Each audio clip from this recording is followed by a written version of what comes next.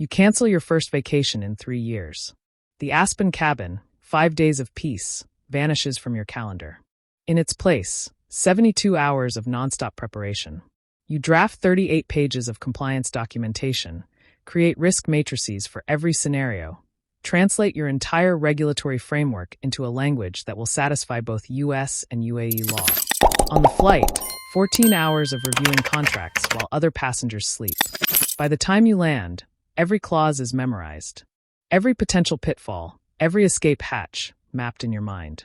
Crescent Horizon's headquarters rises above the desert like a knife, 15 floors of glass reflecting the blazing sun. The CEO, Khaled Al-Rashid, measures words like gold, and in this room overlooking the city, you are tested. For 3 days, you navigate their questions with surgical precision. Export controls, international tax implications, intellectual property, data sovereignty. Each challenge designed to probe weakness, but you have none.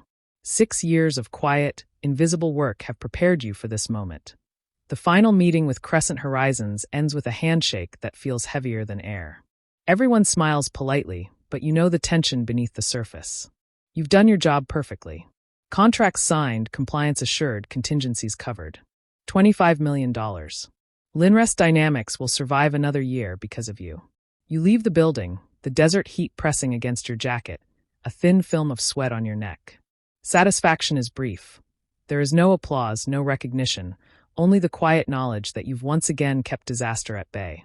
Back in New York, the office feels different. Not outwardly, but the air is heavier, charged. Emails from HR are strangely formal, slightly accusatory. Please provide a full breakdown of your workflow for internal review, one says. Another asks you to submit all communications regarding Crescent Horizons contracts to a folder you don't recognize. It's subtle, but the pattern is clear. They're trying to control everything you've done. You've seen this before. Those who underestimate you always start small, with documentation requests and vague questions. Then you notice Darren's emails, lurking in CC, carefully worded. Just checking that everything is aligned, he writes, with a tone that could be mistaken for helpfulness. But you've been reading corporate manipulation for years. Every word, every punctuation mark carries intent. Darren has been waiting for this moment, watching you from the shadows while you've been busy saving the company. He wants your position, your leverage, your recognition. You prepare for the storm the only way you know how, methodically, ruthlessly. Every file from Dubai is copied, every email archived, every memo logged with timestamps. Your personal cloud, your fortress of invisible labor, becomes your shield. You draft counter emails with surgical precision. Not a single accusation, not a single emotional word, just facts, lines of proof so tight they could never be ignored. At the same time, you notice Rachel, the new legal associate, lingering in your orbit. Bright, eager, trusting. She doesn't yet know how dangerous office politics can be. You take her under your wing, showing her the ropes, teaching her the intricacies of compliance, subtly embedding your safeguards into her workflow. You know you can't rely on her to protect you, but if she understands the architecture of your work, she can survive the fallout that's coming. Then, one Thursday morning, it happens.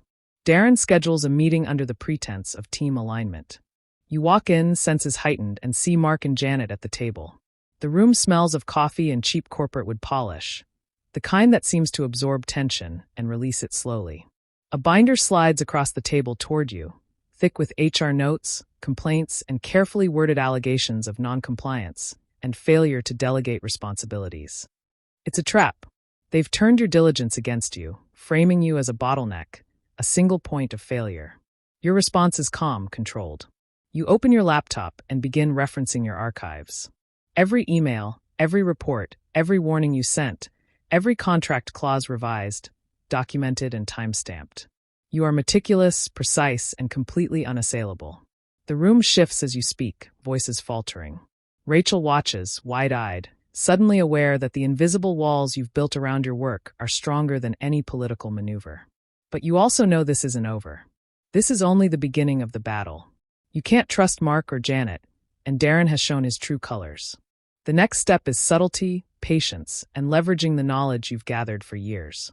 Every weak link in their chain of assumptions, every hidden mistake they've ignored, will be your weapon. You don't want revenge. Not yet, but you know the system rewards preparation over impulse. The final meeting with Crescent Horizons ends with a handshake that feels heavier than air. Everyone smiles politely, but you know the tension beneath the surface. You've done your job perfectly. Contracts signed, compliance assured, contingencies covered. $25 million. Linrest Dynamics will survive another year because of you. You leave the building, the desert heat pressing against your jacket, a thin film of sweat on your neck. Satisfaction is brief. There is no applause, no recognition, only the quiet knowledge that you've once again kept disaster at bay. Back in New York, the office feels different. Not outwardly, but the air is heavier, charged. Emails from HR are strangely formal, slightly accusatory. Please provide a full breakdown of your workflow for internal review, one says. Another asks you to submit all communications regarding Crescent Horizons contracts to a folder you don't recognize. It's subtle, but the pattern is clear. They're trying to control everything you've done. You've seen this before. Those who underestimate you always start small, with documentation requests and vague questions. Then you notice Darren's emails, lurking in CC, carefully worded. Just checking that everything is aligned, he writes, with a tone that could be mistaken for helpfulness. But you've been reading corporate manipulation for years. Every word, every punctuation mark carries intent. Darren has been waiting for this moment, watching you from the shadows while you've been busy saving the company. He wants your position, your leverage, your recognition.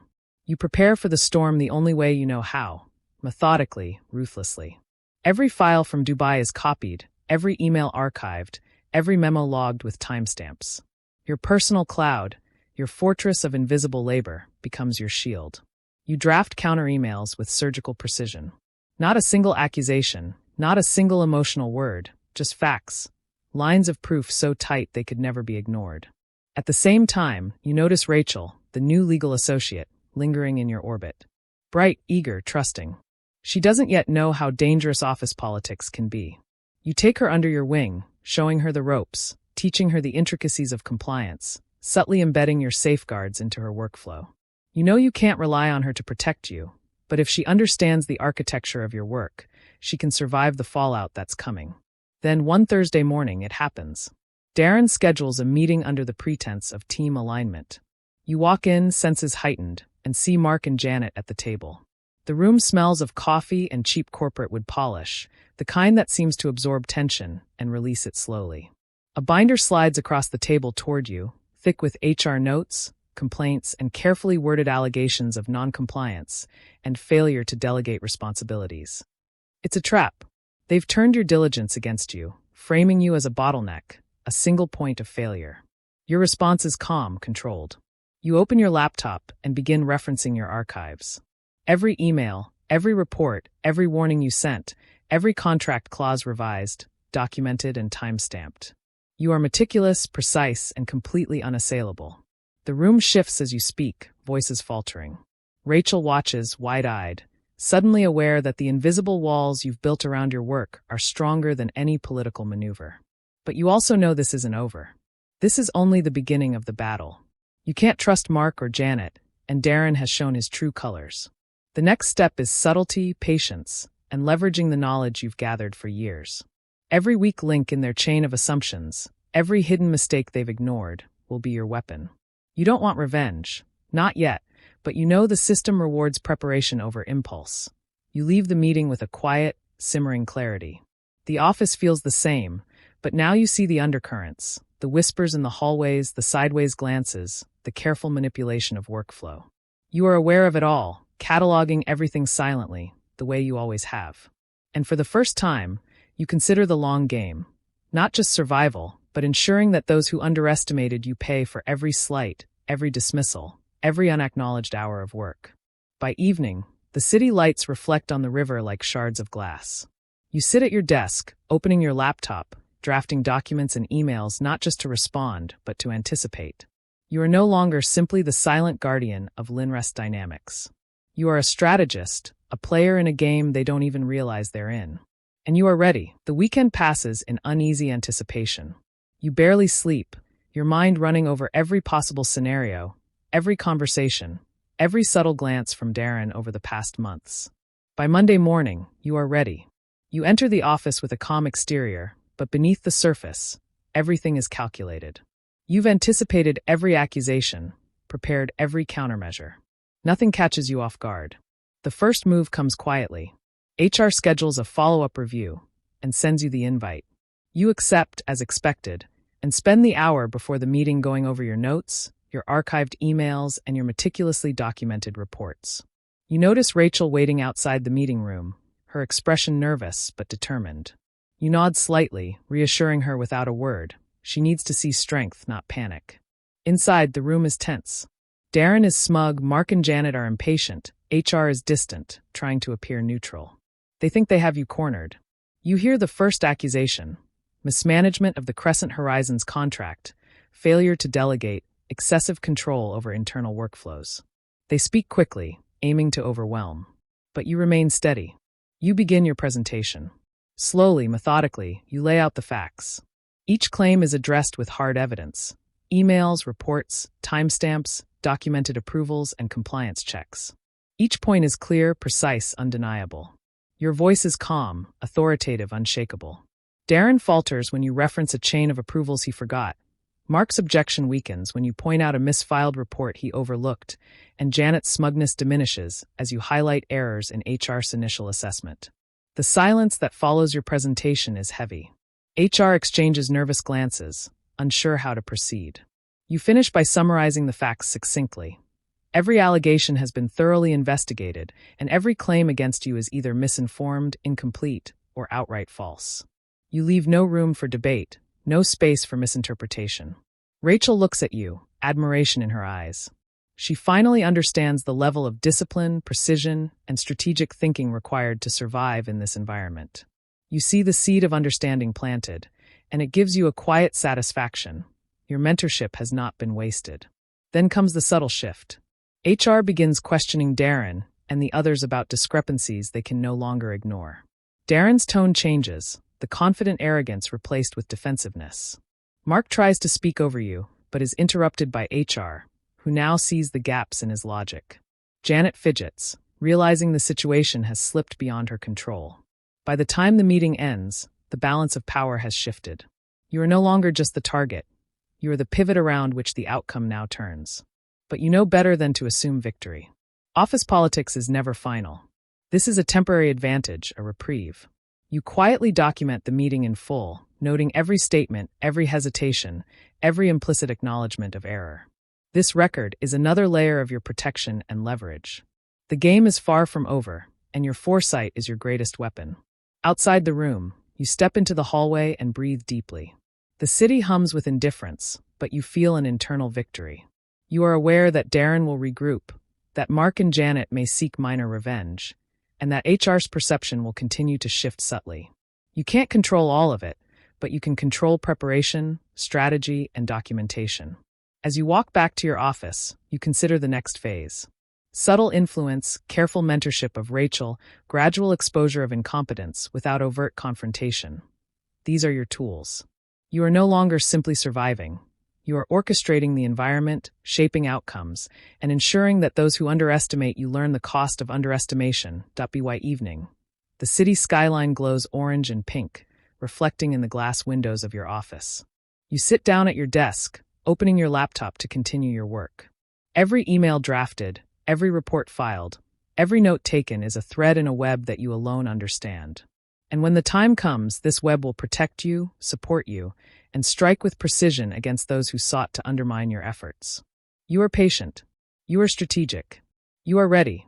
And this time, the office will learn. You are not to be underestimated. The following week begins quietly, almost deceptively so. You maintain the same composed exterior, greeting colleagues with the faintest smile, acknowledging Darren's presence with controlled politeness, and letting Rachel see your confidence without words. You observe everything. The minor shifts in demeanor, the slight hesitations, the unspoken tension that hangs in the air. Small victories accumulate. Emails arrive with clearer approvals, tasks are delegated without interference, and HR begins consulting you for clarification rather than questioning your decisions. You notice Darren taking a more cautious approach, double-checking every claim before presenting it. Mark is quieter, more hesitant, and Janet avoids unnecessary confrontations. The office landscape is subtly changing, almost imperceptibly, but the changes are real. You decide to solidify your influence further. You schedule one-on-one meetings with key team members, not to assert authority overtly, but to understand their concerns, their motivations, and their potential vulnerabilities. Rachel is included, guided carefully through strategies of observation, documentation, and strategic communication. You mentor her in subtlety, teaching her how to navigate office dynamics without drawing undue attention. During these meetings, you discover information that strengthens your position. Overlooked contracts, mismanaged reports, and a few minor internal conflicts that could escalate if ignored. You note everything carefully, filing digital and physical copies with precision. Each piece of information is a potential advantage, a shield against future attacks, a tool for quiet influence. By midweek, you notice the effect of your strategy. Darren hesitates before making suggestions, Mark seeks confirmation before acting, and Janet refrains from unnecessary commentary in team discussions. Your reputation has grown, not through confrontation, but through the silent weight of preparation, accuracy, and calculated calm. You continue to document diligently. Each meeting, each decision, each subtle interaction is recorded. You maintain logs that are clear, chronological, and precise. The web of documentation grows, and with it, your power to respond decisively when necessary. You are aware that office politics can shift like sand, but with this level of preparation, you remain unshaken. By Friday evening, you review the week. Small victories, unnoticed by many, have accumulated into a subtle shift of power. Your influence is recognized, though unspoken, by those who once sought to undermine you. You see the balance tilting slowly but irrevocably.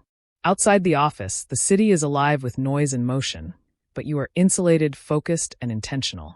You know that every calculated step, every patient strategy, every quiet observation strengthens your position. You have learned that in this world, power is not declared loudly. It is exercised silently, precisely, and without haste. As you leave the building, the sun sets behind skyscrapers, casting long shadows over the streets. You feel a quiet satisfaction, knowing that preparation, patience, and meticulous strategy have given you an edge that cannot be ignored. The game continues, but now the rules bend subtly in your favor. You are ready for whatever comes next, confident that when action is required, it will be executed with precision and authority. Monday arrives with a briskness that mirrors your mindset. You enter the office early, the quiet hum of computers and fluorescent lights greeting you like an ally. The week ahead holds promise, but also potential traps, and you move cautiously, deliberately.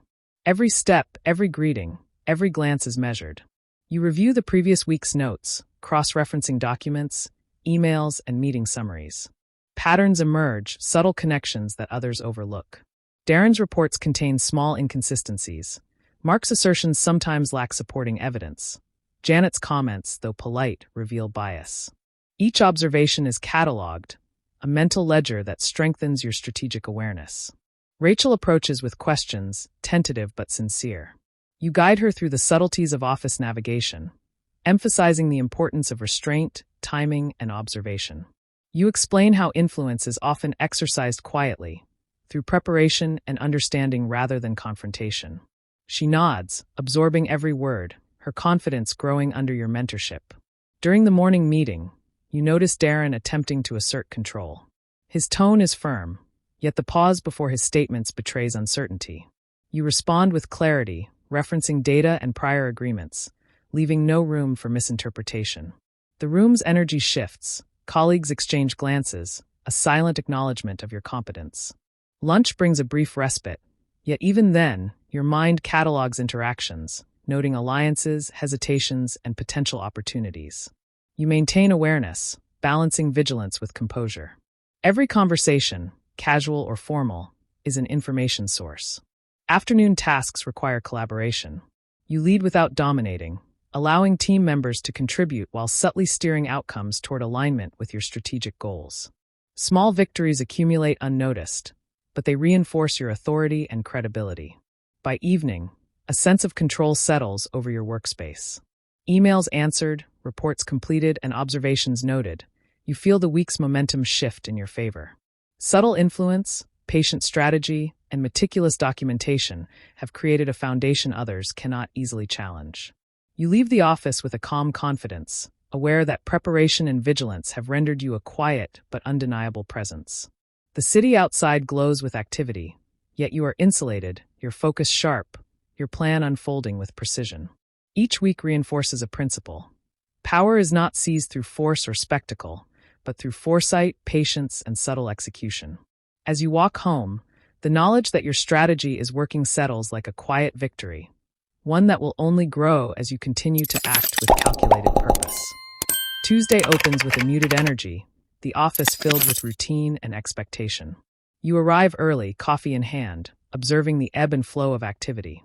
Colleagues engage in habitual chatter, unaware of the strategic mapping occurring quietly around them.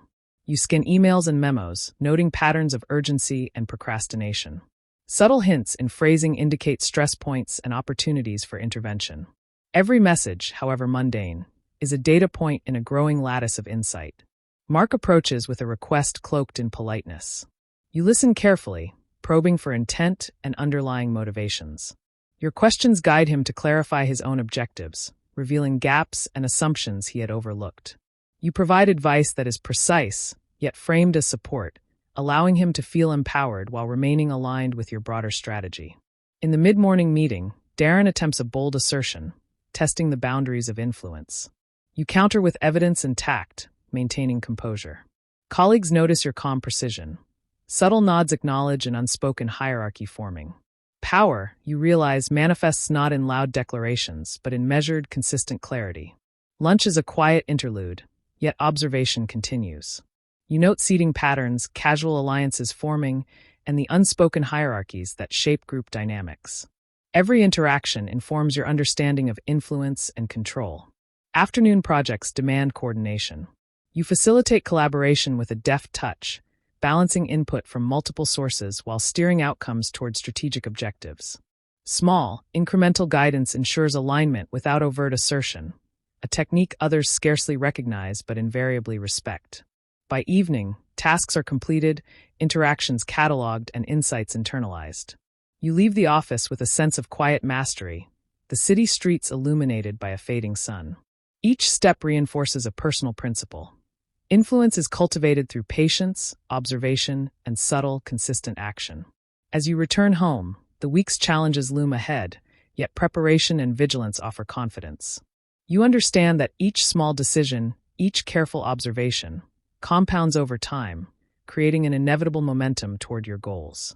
The power of strategy is quiet, persistent, and undeniable. The morning begins with a crisp clarity, the city streets alive with movement.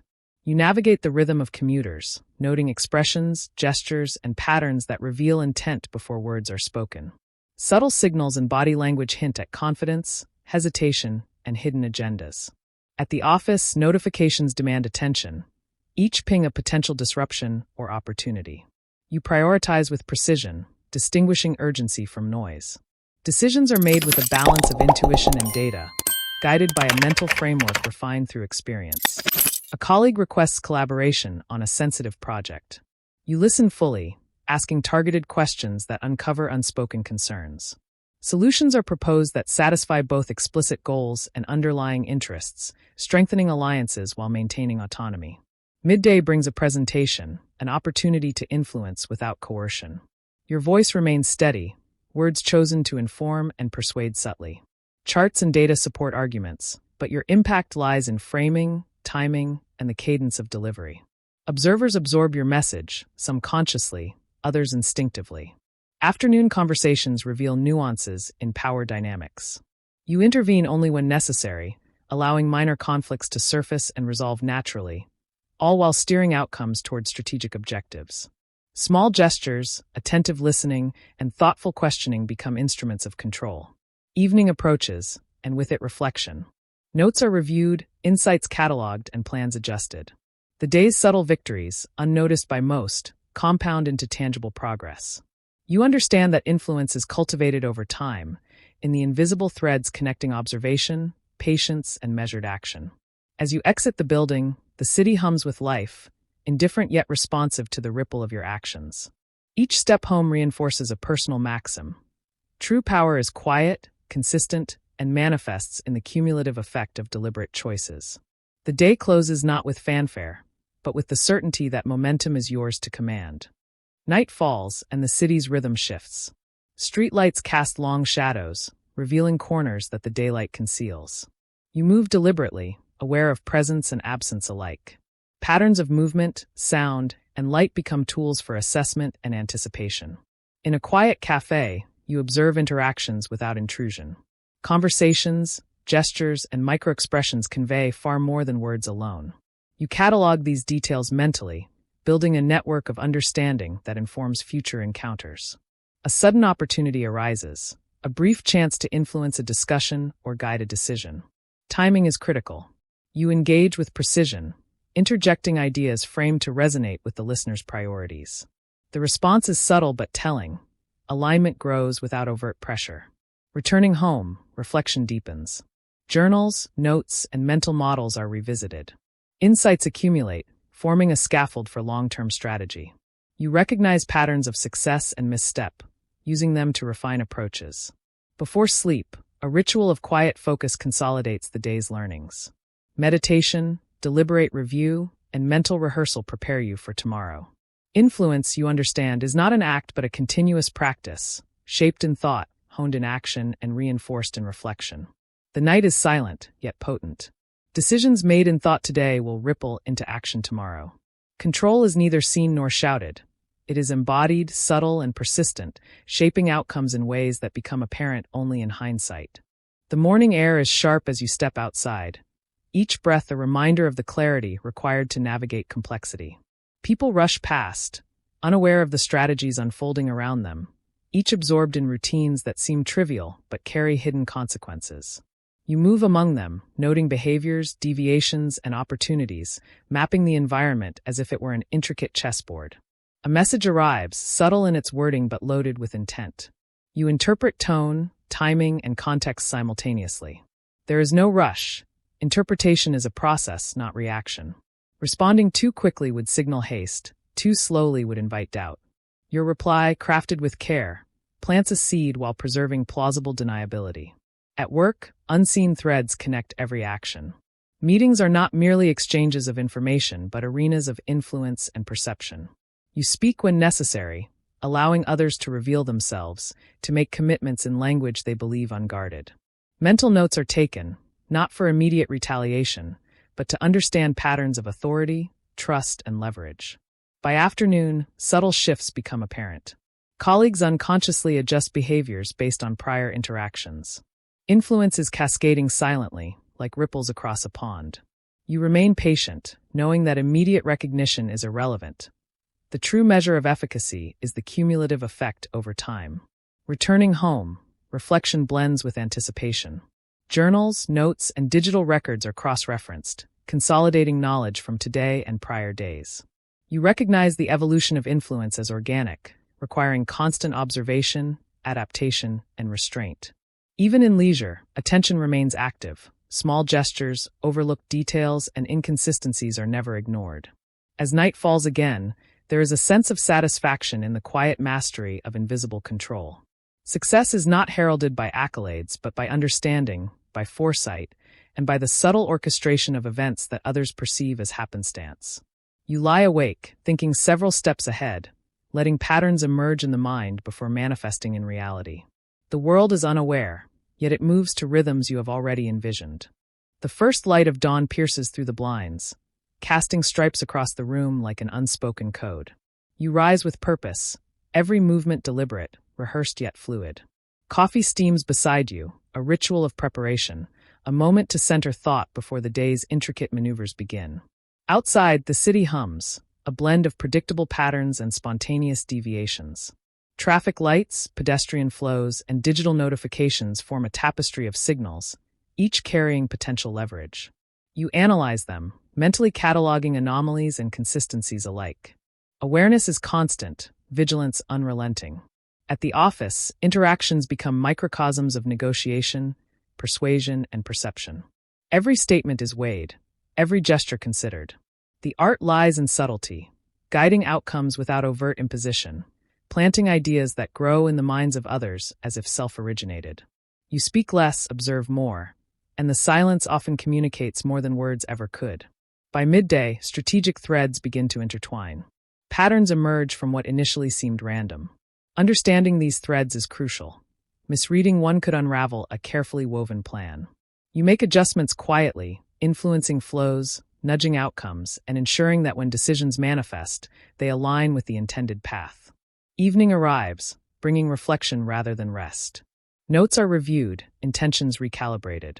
Small victories are acknowledged internally, uncelebrated externally. Learning never stops. Each interaction, each observation adds depth to comprehension and control. Before sleep, the mind drifts over scenarios yet to unfold.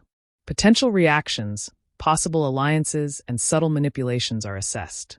The mastery of influence is ongoing, cumulative, and invisible. Satisfaction comes not from recognition, but from the quiet assurance that actions are guided, patterns understood, and outcomes increasingly predictable. In the stillness of night, the unseen orchestration continues. While the world slumbers, your mind remains active, preparing for the dance of tomorrow, a symphony of subtle influence, precision, and unseen power. Rain patters against the window, a rhythmic percussion that mirrors the quiet intensity inside. Your focus narrows, each thought sharpened to precision. Outside, the world blurs, obscured by droplets, distorted reflections, and drifting fog, but inside, clarity prevails. Every decision, every observation is catalogued, filed, and anticipated. A message arrives, innocuous in appearance yet loaded with potential implications. You analyze the sender, timing, and phrasing. Hidden cues reveal intentions, gaps, or inconsistencies. Patterns emerge from subtle deviations, tiny cracks in the facade of routine correspondence. Your mind maps possibilities, weighting risks and opportunities with meticulous care. Lunch is skipped, replaced by continued analysis. Conversations are dissected midstream. Tone, phrasing, and even microexpressions are logged. People act predictably within constrained boundaries, but deviations provide leverage. You note them, remember them, and prepare for eventual strategic deployment. As afternoon deepens, complexity grows. Multiple threads, plans, reactions, contingencies interweave in an intricate lattice. Precision is paramount. A single misstep could unravel careful orchestration. Yet, even amidst intensity, there is an elegance to the process, like chess played across a shifting, multidimensional board. Evening descends, shadows stretching across rooms and streets alike. Reflection replaces immediate action. Every observation is reviewed, every assumption questioned. Small adjustments are made for tomorrow, fine-tuning influence, calibrating perception, and ensuring that subtle maneuvers remain invisible yet effective. Night comes quietly. Outside, the city sleeps. Inside, vigilance persists. Thoughts drift over hypothetical scenarios, contingency plans, and untested strategies. Mastery is iterative, cumulative, and silent, acknowledged only by the mind that orchestrates it. Sleep is secondary, a brief pause, not an escape. In the mind's quiet, control deepens, and the unseen dance of influence continues. A sudden knock on the door fractures the calm, sharp and deliberate. Instinctively, your eyes flick toward it, measuring distance, weight, and possible implications. Each sound, however minor, carries meaning. Footsteps echo differently on tile, carpet, or wood. Subtle cues reveal size, gait, and intent.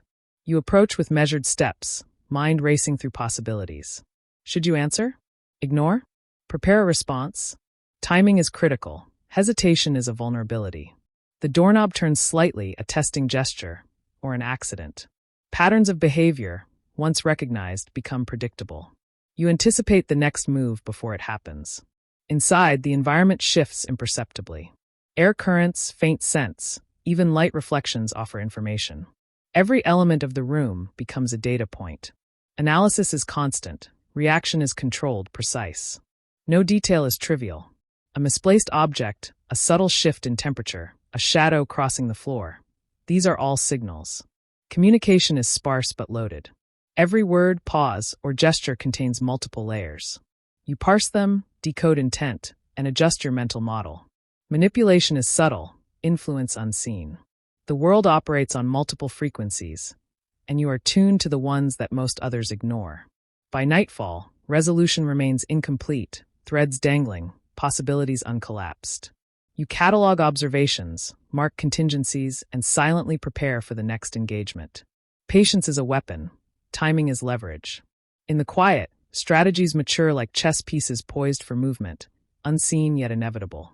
A shadow moves across the wall, barely perceptible, yet it commands attention. The human eye, trained to detect anomalies, notes the subtle distortion.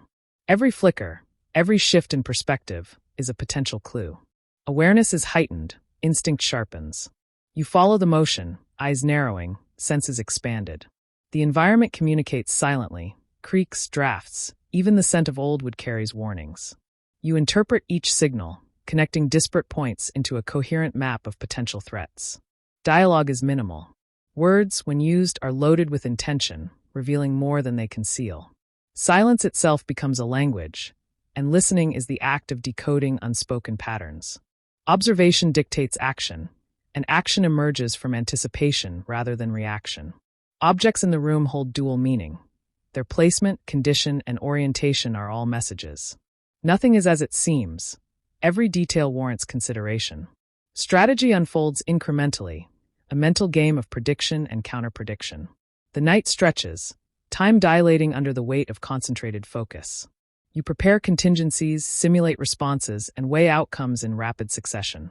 Every decision carries ramifications. Patience is both armor and instrument, and in this tension, the next move becomes inevitable. The first hint of light seeps through the blinds, casting narrow stripes across the floor. You rise with deliberate slowness, each movement measured, controlled. Yesterday's chaos lingers in memory, but today demands precision. You review the notes, the digital archives, the physical evidence meticulously organized over weeks. Every file, every time-stamped document, tells part of the story. Communication is now transactional. Each message you send, every call you make, is calibrated to produce maximal effect with minimal exposure. There is no room for error. Every omission, every unnecessary disclosure could compromise the delicate balance you maintain. You move through the building like a shadow, unseen yet omnipresent, understanding the influence of proximity and perception. The people around you act naturally, or so it seems. Their behavior is data. You read patterns in their routines, their hesitations, their compulsions. The smallest deviation triggers analysis.